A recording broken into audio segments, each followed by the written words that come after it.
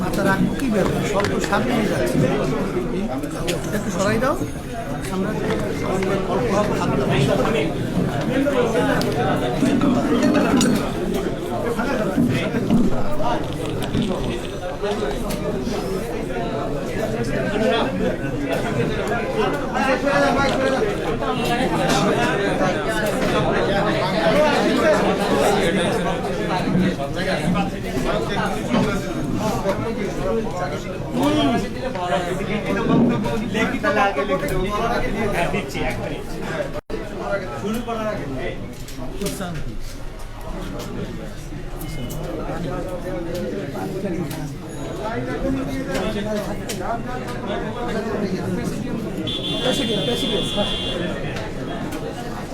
ঠিক আছে, ঠিক আছে, থাকেন, ঠিক কথা,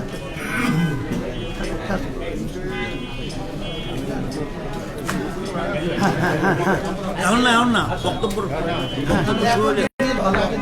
বক্তব্য শুরু হোক, তখন দেবে বক্তব্য শুরু হোক।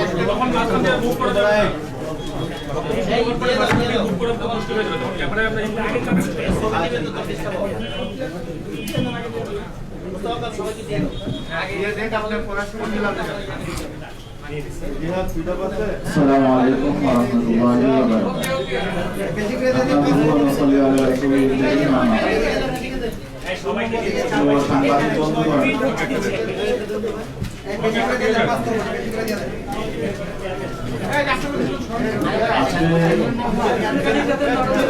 আন্দোলন বাংলাদেশের উদ্যোগে ইসলামী আন্দোলন বাংলাদেশের মোহতারাম আমির হযরত পীর সাহেব চরমনাই আহ্বানে বাংলাদেশের বর্তমান অস্থিরতা ও উদ্ভূত পরিস্থিতি আলোকে আজকে সংবাদ সম্মেলন আয়োজন করা হয়েছে। আপনারা জানেন দেশে বর্তমানে ধোলাইপাড়ে বঙ্গবন্ধুর ভাস্কর্যকে কেন্দ্র করে একটি উত্তেজনাকর পরিস্থিতির সৃষ্টি হয়েছে এবং সেই ঘটনাকে কেন্দ্র করে আজকে সারা দেশে আমাদের জনগণের মধ্যে যে বিভক্তি তৈরি হয়েছে, আমাদের যে দেশের স্বাধীনতা সার্বভৌমত্ব যে অনিশ্চয়তা তৈরি হয়েছে, এরই আলোকে আজকে ইসলামী আন্দোলন বাংলাদেশ এই বিষয়টির নাজুকতা উপলব্ধি করে ইসলামী আন্দোলন বাংলাদেশের দৃষ্টিভঙ্গি এবং ইসলামী আন্দোলন বাংলাদেশের পক্ষ থেকে সরকারের প্রতি, জনগণের প্রতি, মিডিয়ার প্রতি আহ্বান, কিছু জরুরি নির্দেশনা পেশ করার জন্য আজকের এই সাংবাদিক সম্মেলনের আয়োজন করা হয়েছে। আজকের এই সাংবাদিক সম্মেলনে উপস্থিত রয়েছেন ইসলামী আন্দোলন বাংলাদেশের মোহতারাম আমির হযরত মাওলানা মুফতি সৈয়দ মোহাম্মদ রেজাউল করিম পীর সাহেব হুজুর চরমনাই। উপস্থিত রয়েছেন ইসলামী আন্দোলন বাংলাদেশের সিনিয়র নায়েবে আমির হযরত মাওলানা মুফতি সৈয়দ মোহাম্মদ ফয়জুল করিম। উপস্থিত রয়েছেন ইসলামী আন্দোলন বাংলাদেশের প্রেসিডিয়ামের অন্যতম সদস্য অধ্যক্ষ মাওলানা মুসাদ্দিক বিল্লাল মাদানী। উপস্থিত রয়েছেন ইসলামী আন্দোলন বাংলাদেশের অন্যতম উপদেষ্টা, রাজনৈতিক উপদেষ্টা অধ্যাপক আশরাফ আলী আকন। উপস্থিত রয়েছেন ইসলামী আন্দোলন বাংলাদেশের কেন্দ্রীয় যুগ্ম মহাসচিব অধ্যাপক মাহবুবুর রহমান। উপস্থাপনায় আছি আমি মাওলানা গাজী আতাউর রহমান এবং আরো উপস্থিত রয়েছেন বাংলাদেশের বিশিষ্ট ইসলামী ব্যক্তিত্ব, বিশিষ্ট রাজনৈতিক বিশ্লেষক মাওলানা ওবায়দুর রহমান খান নদভী। উপস্থিত আছেন ইসলামী আন্দোলনের প্রেসিডিয়ামের অন্যতম সদস্য জনাব গোলাম মাওলা, খন্দকার গোলাম মাওলা। আরো উপস্থিত রয়েছেন ইসলামী আন্দোলন বাংলাদেশের কেন্দ্রীয় সাংগঠনিক সম্পাদক ইঞ্জিনিয়ার আশরাফুল আলম, কেন্দ্রীয় প্রচার সম্পাদক আহমদ আব্দুল কাইয়ুম, সহকারী সাংগঠনিক সম্পাদক এম আতিকুর রহমান, সহপ্রচার সম্পাদক মাওলানা দেলোয়ার হোসেন সাকি এবং ইতিমধ্যে উপস্থিত হয়েছেন ইসলামী আন্দোলন বাংলাদেশের সহকারী মহাসচিব জনাব আলহাজ আমিনুল ইসলাম এবং ইসলামী আন্দোলনের অন্যান্য কেন্দ্রীয় নেতৃবৃন্দ রয়েছেন, ছাত্র আন্দোলনের সভাপতি সেক্রেটারি রয়েছেন, যুব আন্দোলনের সেক্রেটারি এবং ইসলামী আন্দোলন বাংলাদেশের বিশিষ্ট দায়িত্বশীল জনাব মাওলানা নেসারউদ্দিন রয়েছেন এবং রয়েছেন ইসলামী আন্দোলন বাংলাদেশের মুক্তিযোদ্ধা বিষয়ক সম্পাদক আলহাজ মোহাম্মদ আবুল কাশেম এবং অন্যান্য নেতৃবৃন্দ রয়েছেন।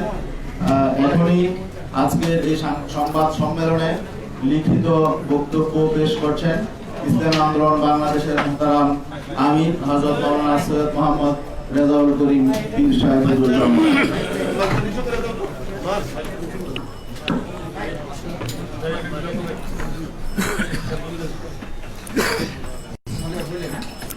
আসসালামু আলাইকুম ওয়া রাহমাতুল্লাহি ওয়া বারাকাতুহু। বিসমিল্লাহির রহমানির রহিম। নাহমাদুহু ওয়া নুসাল্লি আলা রাসূলিহিল কারীম, আম্মা বাদ। প্রিয় সাংবাদিক বন্ধুগণ, গোটা বিশ্ব যখন করোনা মহামারীর সবলে বিপর্যস্ত, বাংলাদেশ যখন করোনা পরিস্থিতির প্রথম ধাপ অতিক্রম করে দ্বিতীয় ধাপের হুমকি সামলাচ্ছে, দেশে সাধারণ মানুষ যখন রুটি রুজি জোগাড়ে হিমশিম খাচ্ছে, দ্রব্যমূল্য যখন আকাশচুম্বী, যখন নাগরিক সমস্যা মোকাবিলায় দলমতের ঊর্ধ্বে ওঠে, জাতীয় ঐক্যের প্রয়োজন সবচেয়ে বেশি, তখন দেশের একটি চিহ্নিত মহল কর্তৃক জনগণের মাঝে ঘৃণা ও বিভেদ সৃষ্টির অপচেষ্টার প্রেক্ষিতে আজকের এই সংবাদ সম্মেলনে আপনাদেরকে আমন্ত্রণ জানিয়েছি। আজকের সংবাদ সম্মেলনে উপস্থিত হয়ে আন্তরিকতার পরিচয় দেওয়ায় শুরুতেই সবাইকে ধন্যবাদ জানাই। প্রিয় সাংবাদিকবৃন্দ, আপনারা জানেন ইসলাম চরিত্রগতভাবেই শান্তিবাদী একটি ধর্ম। পবিত্র কোরআনে পরিষ্কারভাবেই জোর করে কারো উপরে ধর্ম চাপাতে নিষেধ করা হয়েছে। ফলে ইসলাম তার 1450 বছরের ইতিহাসে কখনোই কোনো জনপদে শক্তি প্রয়োগ করে ইসলামের কোনো বিধান চাপিয়ে দেয় নাই। অনুরূপভাবে বাংলাদেশের সমাজকে অপরাধমুক্ত রাখতে, কর্মমুখী করতে, সমাজের শান্তি শৃঙ্খলা রক্ষা করতে, সমাজের মানুষের মাঝে সম্প্রীতি, সহমর্মিতা ও সৌজন্যবোধ চর্চায় ওলামায়ে কেরাম শান্তিপূর্ণভাবে যুগ যুগ ধরে নিরলস চেষ্টা করে যাচ্ছেন। প্রিয় সাংবাদিক বন্ধুগণ, আপনারা বর্তমান পরিস্থিতি জানেন।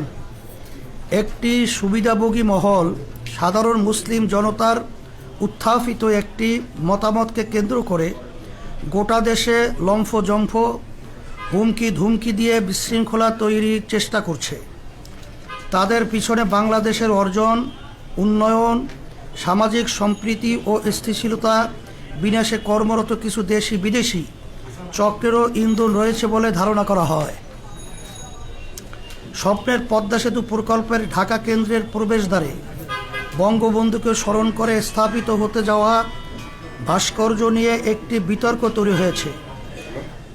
৫-৭টি মসজিদ মাদ্রাসার মিলন মোহনায় 2টি মসজিদের অবকাঠামো ভেঙে এই পয়েন্টে ভাস্কর্য স্থাপনের ফলে স্থানীয় ইমাম, মুসল্লি ও তৌহিদি জনতা সেখানে ভাস্কর্যের বদলে বিকল্প কোনো উত্তম পন্থায় বঙ্গবন্ধুকে স্মরণীয় করে রাখার দাবি জানিয়েছিল। সাংবাদিক বন্ধুগণ, আপনারা জানেন বাংলাদেশ সরকারের বিদ্যমান আইন কানুন মেনেই তৌহিদি জনতা সমাবেশ করেছে এবং সেখানে শালীন ভাষাতেই যৌক্তিকভাবে ভাস্কর্য স্থাপনের বিরোধিতা করা হয়েছে। একই সাথে বঙ্গবন্ধুকে সম্মান জানানোর বিকল্প পন্থাও প্রস্তাব করা হয়েছে। বিষয়টি একেবারেই স্বাভাবিক একটি নাগরিক প্রতিক্রিয়া, কিন্তু আমরা বিস্ময়ের সাথে লক্ষ্য করলাম একটি সুবিধাভোগী মহল বিষয়টিকে কেন্দ্র করে দেশে চরম উস্কানি উত্তেজনা তৈরি করছে। সরকার যেখানে প্রতিবাদ সমাবেশের অনুমতি দিয়ে যৌক্তিক আলোচনা ও মতামতের পরিবেশ সংযমের সাথে বজায় রেখেছে, সেখানে জনবিচ্ছিন্ন সুবিধাভোগী শ্রেণীটি ওলামায়ে কেরামকে সন্ত্রাসী ভাষায় গালিগালাজ করছে, ঢালাওভাবে অপবাদ দিচ্ছে, মাহফিলের মতো চিরায়ত ধর্মীয় সংস্কৃতিকে উগ্রপন্থায় প্রতিহত করার ঘোষণা দিচ্ছে, রাজপথে সন্ত্রাসী কায়দায় উগ্র বক্তব্য স্লোগান দিচ্ছে, প্রকাশ্যে আলেম সমাজকে মারধর, অপমান, এমনকি তাদের প্রাণনাশের হুমকি দিচ্ছে। এখনও পরিস্থিতিতে আমরা পরিষ্কার করে জানাচ্ছি যে ওলামায়ে কেরামের দাবির মধ্যে মরহুম বঙ্গবন্ধুর প্রতি কোনো বিদ্বেষ ছিল না, অসম্মানও ছিল না, বরং বিষয়টি ছিল দেশের প্রায় 90% জনগণের বোধ বিশ্বাসের সাথে সাংঘর্ষিক মূর্তি স্থাপন না করে অন্য কোনো পন্থায় তাকে স্মরণ করার দাবি, যা অনেকটা মুসলিম রাষ্ট্রনায়ককে ইসলামের আলোকে দাফন কাফন না করে বিধর্মীয় পন্থায় তার শেষকৃত্য করার মতোই নিন্দনীয় কাজ। আলেম সমাজ ও সাধারণ মুসলিম ধর্মপ্রাণ জনগণ এক্ষেত্রে সরকারের কাছে নিজেদের প্রাণের আকুতি তুলে ধরতেই পারে।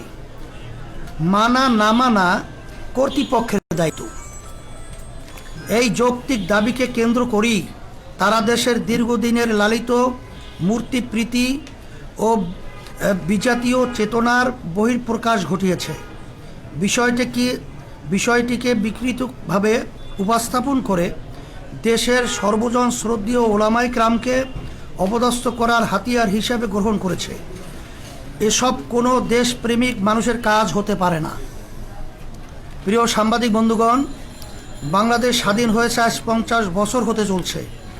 ঐক্যবদ্ধ এই জাতি মাত্র 9 মাসে দেশটাকে স্বাধীন করেছে। এখানকার মানুষের ভাষা, সংস্কৃতি, ধর্ম প্রায় এক। এমন ঐক্যবদ্ধতা যে কোনো জাতির জন্যই গর্বের। কিন্তু আমরা দুঃখের সাথে লক্ষ্য করছি একটি মহল জনতার এই ঐক্যকে ছিন্ন ভিন্ন করতে চায়। বাংলাদেশ একটি গণতান্ত্রিক দেশ। দেশ পরিচালনায় প্রত্যেক নাগরিকের মতামত প্রকাশের এখতিয়ার রয়েছে। সরকারের কোনো সিদ্ধান্তের গঠনমূলক সমালোচনা ও বিরোধিতা সভ্য সমাজের একটি বৈশিষ্ট্য। কিন্তু বর্তমান ক্ষমতাসীন সরকারের কোনো কাজের সংশোধনমূলক পরামর্শ প্রদান, গঠনমূলক সমালোচনা বা বিরোধিতা করলেই চিহ্নিত মহলটি পাকিস্তানপন্থী, রাজাকার, আলবদর, সাম্প্রদায়িক, মৌলবাদী ইত্যাদি বলে ভিন্নমত পোষণকারীদের প্রতি হামলে পড়ে। এতে করে জনগণের মধ্যে ক্ষোভ ও বিভাজন তৈরি হয়। আমরা মনে করি বিষয়টি জাতীয় উন্নয়ন অগ্রগতির পথে অপ্রধান অন্তরায়। প্রসঙ্গত স্মরণ করিয়ে দিতে চাই, ইসলামী আন্দোলন বাংলাদেশের প্রতিষ্ঠাতা ও তার পরিবার 71 সালে একনিষ্ঠভাবে মুক্তি সংগ্রামের সহযোগী ছিলেন। তার দরবার ছিল এলাকার সকল ধর্মবর্ণের মানুষের আশ্রয়স্থল। বিষয়টি এলাকার মুক্তিযোদ্ধাদের মাঝে সর্বজন বিদিত। যারা এই বিষয়ে বিতর্ক করছে তারা মিথ্যার আশ্রয় নিয়ে মুক্তিযুদ্ধের চেতনাকে তামাশায় পরিণত করছে। আমরা এর তীব্র প্রতিবাদ ও নিন্দা জানাই। প্রিয় সাংবাদিক বন্ধুগণ, ওলামায়ে কেরাম কোরআন হাদিসের আলোকে তাদের মতামত জানান মাত্র তারা কখনোই কাউকে আইন হাতে তুলে নিতে বলেন না। একই ধারাবাহিকতায় ধোলাইপাড়ের মূর্তি নিয়ে তারা তাদের অবস্থান জানিয়েছেন। এর সাথে দেশের অন্য মূর্তি ভাঙ্গার কোনো সম্পর্ক নেই। বিচ্ছিন্ন কোনো ঘটনার সাথে ওলামায়ে কেরামের মতামতকে উদ্দেশ্যমূলকভাবে সম্পৃক্ত করা উলামা ও ইসলাম বিদ্বেষের নগ্ন বহিঃপ্রকাশ মাত্র। প্রিয় সাংবাদিক বন্ধুগণ, এখানে আরেকটি বিষয় উল্লেখযোগ্য। মরহুম শেখ মুজিবুর রহমানের শাসনামলে যারা তার বেশি বিরোধিতা করেছে, বঙ্গবন্ধুর চামড়া খুলে নেয়ার হুমকি দিয়েছে, বঙ্গবন্ধু হত্যার ক্ষেত্র তৈরি করেছে, মৃত্যুর পরে আনন্দ উল্লাস করেছে, তারাই আজ বঙ্গবধূর সম্মান রক্ষার নামে অপসংস্কৃতি প্রসারে সবচেয়ে এগিয়ে। অবস্থার দৃষ্টি মনে হয় এরা বঙ্গবন্ধুর কন্যা ও মূল আওয়ামী লীগের চেয়েও বেশি মুজিব ভক্ত হয়ে গেছে। এখানে মনে হওয়া যৌক্তিক যে বঙ্গবন্ধুর সম্মান তাদের উদ্দেশ্য না, বরং তাওহীদ বিরোধী মূর্তিবাদী আদর্শ বিস্তারই তাদের মুখ্য উদ্দেশ্য, যা এদেশের বৃহত্তর জনগোষ্ঠীর চেতনা বিরোধী। তাছাড়া সরকারের উন্নয়ন বাধাগ্রস্ত করার এবং দেশের সামগ্রিক সম্প্রীতি ও শান্তি শৃঙ্খলা বিনষ্ট করাও তাদের দূরবর্তী লক্ষ্য।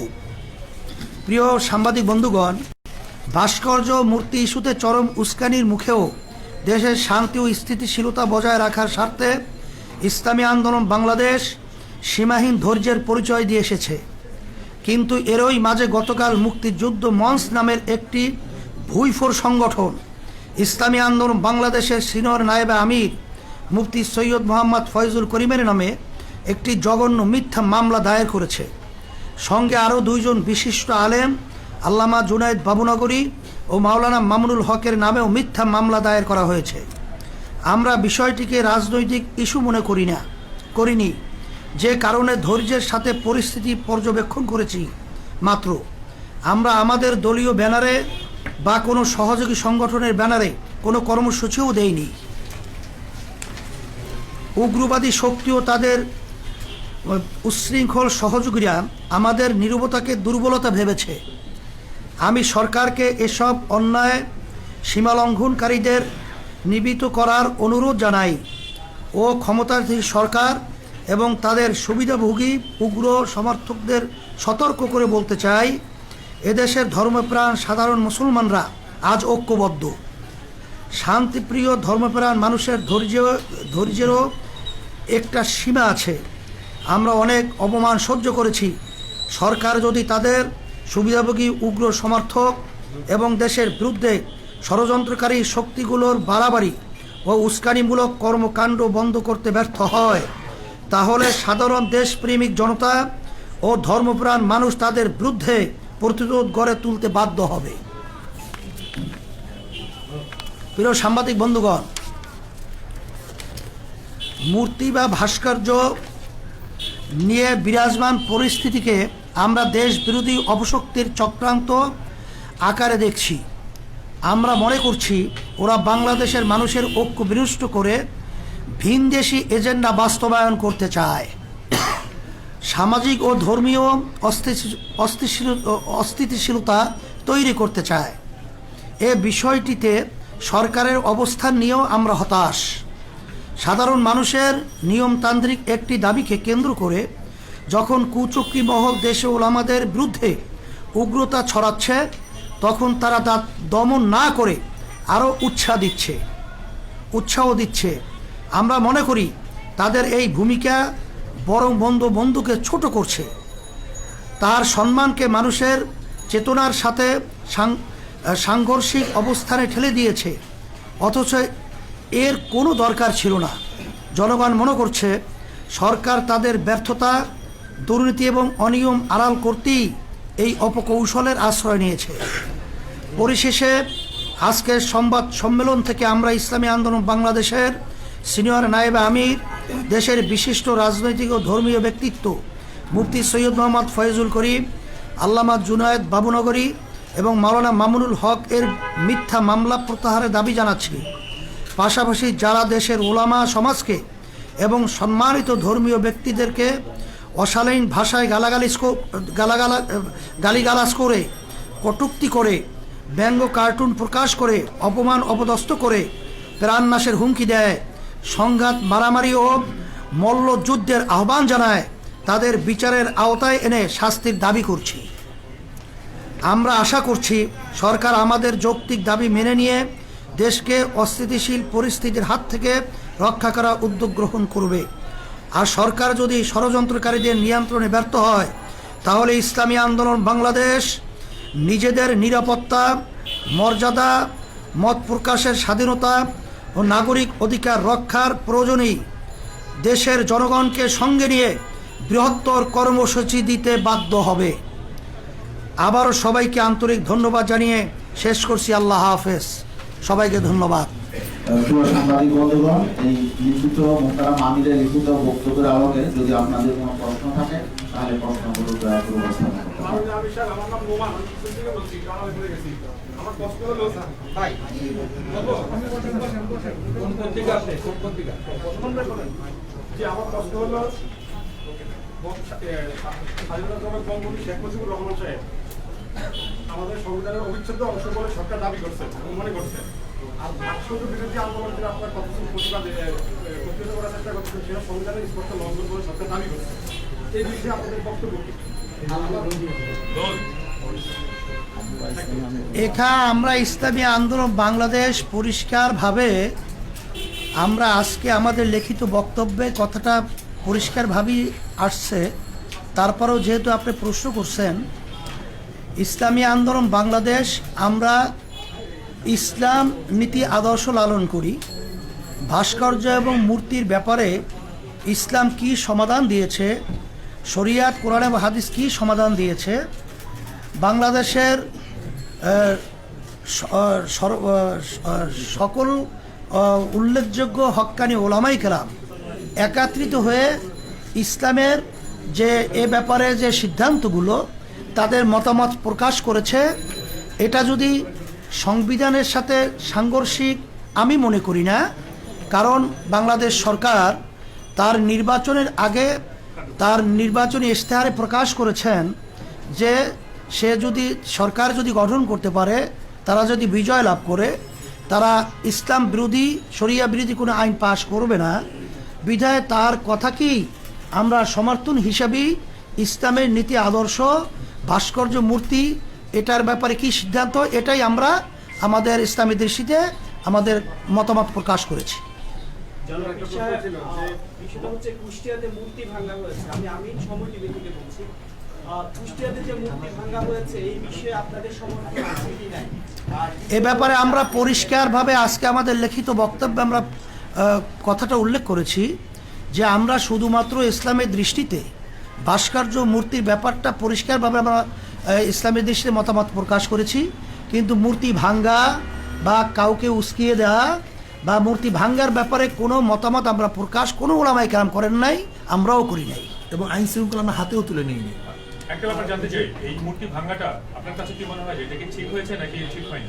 মূর্তি ভাঙ্গার ব্যাপারে আমরা পরিষ্কারভাবে আজকেও বলেছি, যদি এ ধরনের কেউ উদ্দেশ্য প্রণোদিতভাবে এ ধরনের আচরণ করে থাকে, এটা সম্পূর্ণ নিয়ম বহির্ভূত এবং এটা উদ্দেশ্য প্রণোদিত। এবং সাথে সাথে সরকারকে বলবো যে এটা সঠিক তদন্তের মাধ্যমে যে আসলে মূলত আমরা বিষয়টাকে যে বিভিন্ন কায়দায় যে সিসি ক্যামেরা রয়েছে তার যে ধরনটা আমরা লক্ষ্য করছি, এটা আমাদের কাছে প্রশ্নবিদ্ধ। এটা সঠিক ভাবে তারা তদন্তের মাধ্যমে দোষীদের ব্যাপারে তারা ব্যবস্থা নেবে, এটা আমরাও সমর্থন করি। আমার নাম হচ্ছে মোস্তফা মল্লিক, আমি চ্যানেলের বিশেষ প্রতিনিধি।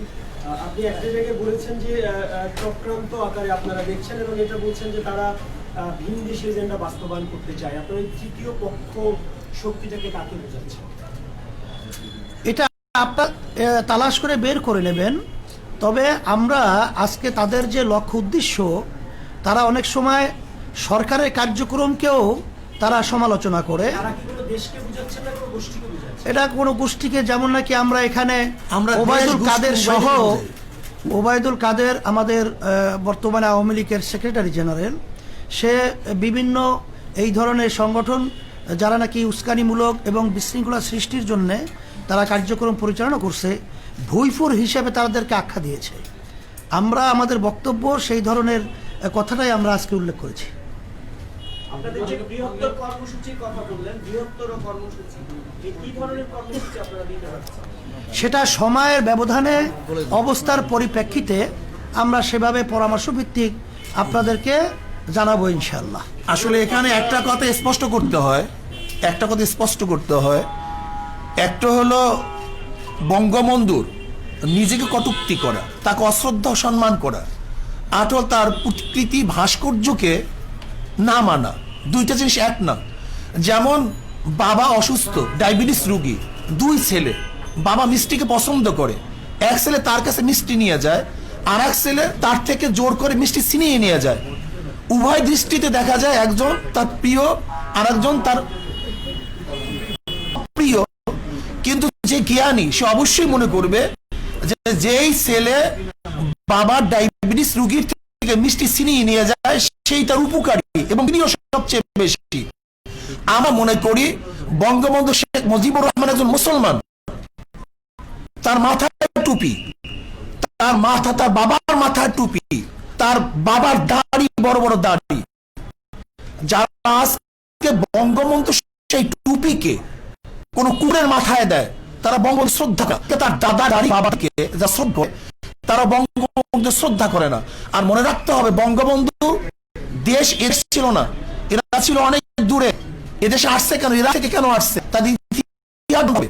বঙ্গবন্ধুর পরিবার ইরাকের বিদেশি অনেক আগে ধর্ম প্রচার করার জন্য, তার জাতিগতভাবে ধার্মিক, বাবা দাদা ধার্মিক, তার সমস্ত গোষ্ঠী ধার্মিক। খোদ বঙ্গবন্ধুকে বলেছেন এদেশের ডাকাত চোরেরা সব কিছু নিয়ে এসে, কিন্তু ইমানদার লোক আমরা বেঁচে আছি, ইমানের সাথে তাদের মোকাবিলা হবে। এটা বঙ্গবন্ধু নিজের বক্তব্য। তিনি কি বলেছেন? ইনশাআল্লাহ। কাজী যারা বঙ্গবন্ধুকে আক্রান্ত করতেছে, যারা বঙ্গবন্ধুর চামড়া দিয়ে ঢুকঢুকি এবং জুতা বক্তব্য দিয়েছে, আজকে আমরা দেখছি এই তারাই আজকে এই মুক্তিযোদ্ধা হিসাবে তারা আপন হিসাবে স্বীকৃতি পাইতেছে। আমি মনে করি বাস্তবায়ন চায়, যারা এই দেশ দখল থেকে হুমকি দেয় বান করতে চায়, এরা হয়তো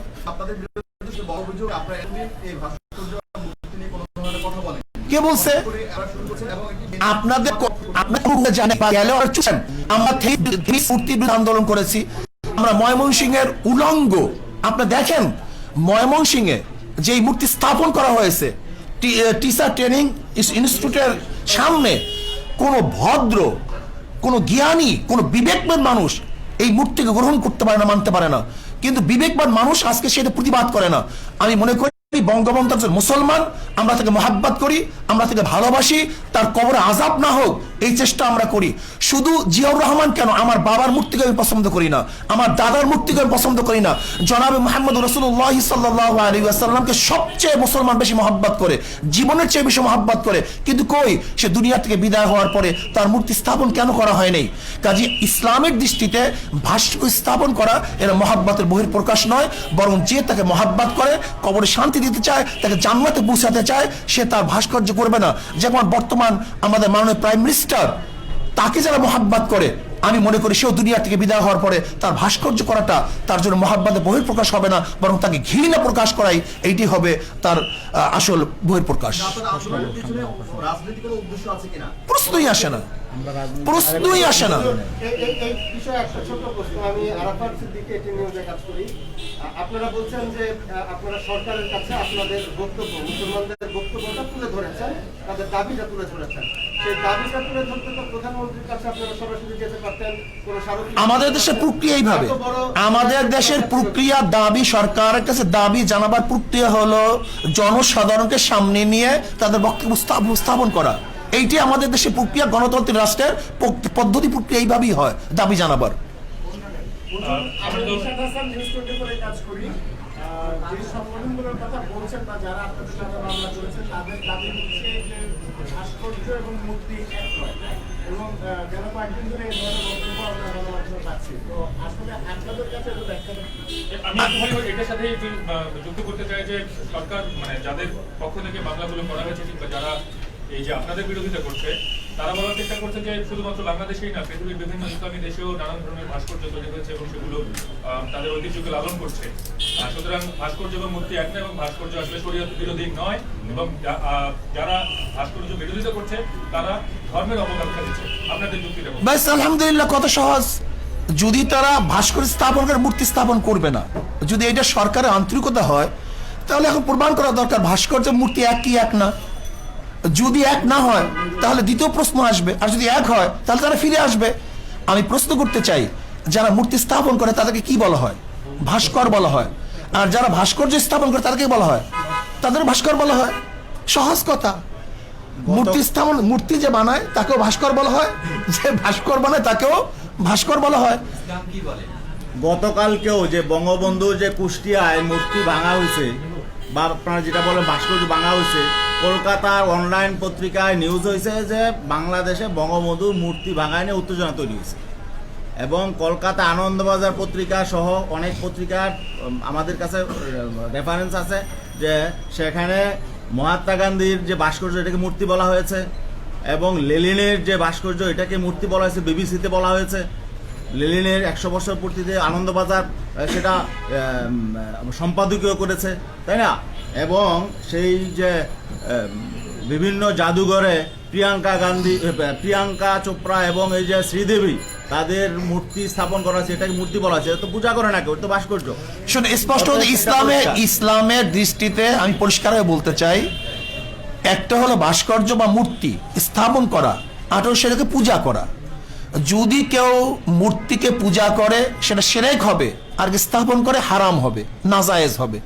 যেমন কেউ যদি মদ পান করে হারাম হবে, কেউ যদি জায়েজ মনে করে বেঈমান হবে, কুফুর হবে। কেউ নামাজ না পড়লে ফাসেক হবে, কেউ অস্বীকার করলে কাফের হবে। ঠিক কেউ মূর্তি স্থাপন করলে এটা হারাম হবে, নাজায়েজ হবে। কেউ সেখানে সেজদা করলে, তার কাছে আরাধনা করলে সেটা শিরক হবে। একই জিনিস।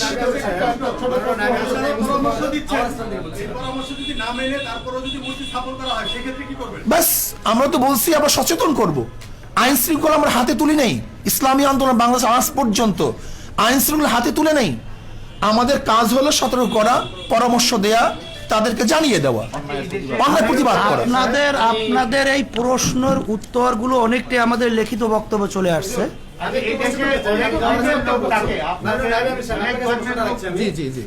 হলো যে ভাস্কর্য ভাঙার আন্দোলন নিয়ে বা বর্তমানে কিছু বক্তব্যকে ঘিরে দেশের 3 জন আলেমের নামে রাষ্ট্রদ্রোহ মামলা হয়েছে, সেখানে আপনিও আছেন। এই বিষয়টা এখানে এসেছে। আমার প্রশ্ন হলো, রাষ্ট্রদ্রোহী মামলা হয়েছে আপনার নামে, আপনার প্রতিক্রিয়া কি ব্যক্তিগতভাবে? আসলে রাষ্ট্রদ্রোহ মামলা হয় নাই, প্রক্রিয়া আছে। রাষ্ট্রদ্রোহ মামলা হওয়ার জন্য যে পদ্ধতি পন্থা, সেটা তার প্রক্রিয়া আছে। আমি মনে করি এটা আমাদের উপর অবিচার করা হয়েছে। আমরা রাষ্ট্রদ্রোহ কোনো কাজ করি নাই, বরং যদি এই মামলা আমাদের বিরুদ্ধে হয় তাহলে আমি মনে করবো অবৈধভাবে আমাদের উপর জুলুম করা হয়েছে। সরকার আমাদের জুলুম করছে এবং জনগণের কাছে আমরা এটা উপস্থাপন করব, জনগণ এই বিচার করবে। আচ্ছা, এই দেশে অনেক ধর্মের লোক বসবাস করে, ইসলাম ধর্মের বাইরেও অনেক লোক, কিন্তু আপনাদের এইসব যারা অনেক সময় তাদের ধর্মীয় বিধান অনুযায়ী মূর্তিকে তারা হয়তো পূজা করে, তো আপনাদের এই বক্তব্যের পরে যে বাংলাদেশের যে একটা অসম্প্রদায়ের চরিত্র, সেটা কি কোনো রকম আঘাত আসবে কিনা, কিংবা অন্য ধর্মের প্রতি প্রশ্নই আসে না। আমাদের আজকে বক্তব্য আপনি শুনছেন, ইসলামের নীতি আদর্শ এবং দৃষ্টি, এটা আমরা পরিষ্কার বলছি। কোন ধর্মের উপরে, তাদের কার্যক্রমের উপরে ইসলাম কোন জিনিস চাপিয়ে দিয়ে বাধ্য করা হয়নি। এটা পরিষ্কার আমাদের আজকে বক্তব্য লেখা। শ্রদ্ধাভাজন আমার সাংবাদিক বন্ধুগণ, যদি ইসলাম মূর্তি ভাঙ্গার আদর্শ লালন করত, বিজাতীয়দের মূর্তি যারা পূজা করে লালন করত, তাহলে পাক উপমহাদেশে 750-900 পর্যন্ত মুসলমান শাসক হওয়া সত্ত্বেও এদেশে মূর্তি থাকি কিভাবে? কিন্তু কোন মূর্তি তো ভাঙা হয়নি। আপনি ভাস্কর্যের যে ব্যাখ্যাটা দিয়েছেন, ভাস্কর্যে যদি প্রাণীর ছবিটা থাকে তাহলে সেটা কিন্তু আসলে ইসলামের জন্য হারাম। এবং সেই সঙ্গে আপনাদের বক্তব্য, কিসের জন্য? চিত্রকর যারা ছবি আঁকেন তারা তো আসলে হারাম, তারা তো আসলে নিষ্ঠতম জায়গায় লিখিত হবে। তো আমার প্রশ্ন যে বঙ্গবন্ধুর অনেকদিন ধরে চিত্রাঙ্কন প্রতিযোগিতা হচ্ছে, ছবি আঁকা হচ্ছে। আচ্ছা, আমি একটা কথা বলি, আমরা তো বলছি শোনে, আসলে না, আমরা বলছি আগে এর থেকে এর প্রতিবাদ আমরা আগেই করছি। হুট করে হলে কিভাবে? এদেশে আরো খুন হয়েছে, কিন্তু সিনা খুন হওয়ার পরে এইটা সেই অবস্থায় পুষতে, যা দেশে ধর্ষণ, লুট, তরাস, খুন, গুম যারা সেঞ্চুরি পালন করছে, তারা আজকে আমাদেরকে বলতেছে আমরা দেশদ্রোহী, আমাদেরকে মল্লযুদ্ধের জন্য আহ্বান করতেছে।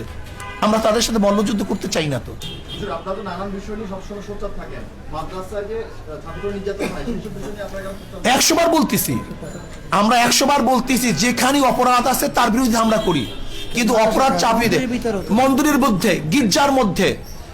শুধু তাই না, আজকে দেখেন আপনি যে আমরা তো এইটার প্রতিবাদ করি, বরং যারা এইটার সমকামীর আইন পাশ করার জন্য যারা বারবার উত্থাপন করছে আমরা তাদের বিরোধিতা করছি। কাজে এইটার বিরোধিতা আমরা, শুধু তাই নয়, আজকে দেখেন হুমায়ুন আহমেদের ঘেটো ছেলে কমলা, ঘেটুপুত্র কমলা, এই ঘেটুপুত্র কমলার এই সিনেমার মাধ্যমে, নাটকের মাধ্যমে এইটা তো গোটা দুনিয়ার মধ্যে ছড়িয়ে দেওয়ার অপচেষ্টা তারা করছে। কাজে এই অপবাদ তো তাদের উপরে আসবে, এটা আমাদের উপরে আসবে কেন? যেটা আমরা সবসময় হারাম বলতেছি, নাজায়েজ বলতেছি, সর্বোচ্চ ঘৃণার জিনিস মনে করতেছি। কাজে আমি মনে করি দেশ যেহেতু নষ্ট হয়ে গেছে, দেশ যেহেতু ধ্বংস হয়ে গেছে, কাজে এর কিছু আচরণ সব জায়গায় লাগতে পারে, এটা বিচ্ছিন্ন ঘটনা, কিন্তু তার উপরে জাতির কোনো অবদান। আল্লাহ পাক আমাদের সবাইকে কবুল করে নেন। আপনারা উপস্থিত হওয়ায়, কষ্ট করায় শুকরিয়া আদায় করছি। এবং মেহমানদারি আর আপনারা মেহমানদারি আপনাদের জন্য ব্যবস্থা রাখা হয়েছে। আশা করি আপনাদের মেহমানদারি আপনারা গ্রহণ করবেন। আর আপনাদের আজকে ওয়ালাইকুম সালাম, সকলকে ধন্যবাদ জানাই। আজকে আপনারা আন্তরিকভাবে যে সুন্দর পরিবেশ তৈরি করেছেন, আপনাদেরকে অসংখ্য ধন্যবাদ।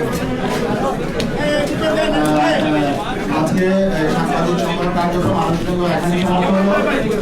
সাংবাদিক বন্ধুগণ, আপনাদের জন্য সামান্য আপ্যায়নের ব্যবস্থা আছে।